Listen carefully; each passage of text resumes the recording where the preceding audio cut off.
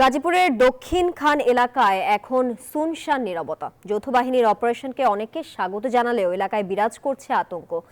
অনেক বাড়িতেই ঝুলছে তালা। এদিকে শিক্ষার্থীদের ওপর হামলা ও গুলির ঘটনায় জিএমপি সদর থানায় 2টি মামলা দায়ের করা হয়েছে।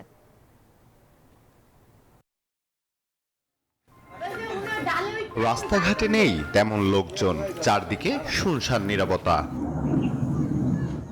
গেল শুক্রবার রাতে সাবেক মন্ত্রী মোজাম্মেল হকের বাড়িতে শিক্ষার্থীদের উপর হামলার ঘটনার পর থেকে আতঙ্ক বিরাজ করছে পুরো দক্ষিণ খান এলাকায়। গ্রেফতার আতঙ্কে বাড়ি ছেড়েছেন এলাকার অনেক বাসিন্দা, ফলে এখানকার বেশিরভাগ বাড়ি পুরুষ শূন্য। অন্য জায়গা থাউন লাগে, দিন হয়েছে অনেক দুপুর হয়েছে যাইছি গোসমোসো করে আবার যাওয়ান লাগবো গা। রাইতে হলে আতঙ্কের ভিতরে থাউন যায় না। মানুষের নিরাপত্তার জন্য যে ঘরে ঘুমাইতে পারতেছে না, নারী পুরুষ সমানে পলায় পলায় থাকতেছে জানের ভয়ে, বুঝছেন।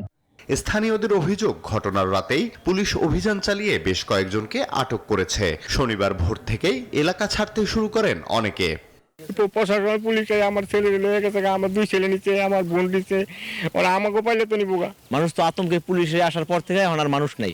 যারে পাইতেছে তারা ধরে নিয়ে যেতেছে এবং কি অফিসের কার্ড দেখানোর পরেও তারা ধরে নিয়ে যেতেছে।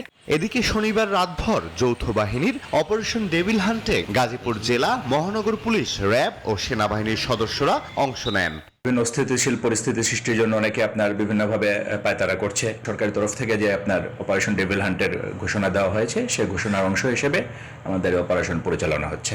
যদিও রোববার সকাল থেকে গাজীপুরের কোথাও চেকপোস্ট বসিয়ে তল্লাশি কিংবা অভিযানের চিত্র দেখা যায়নি। Desk report, news 24।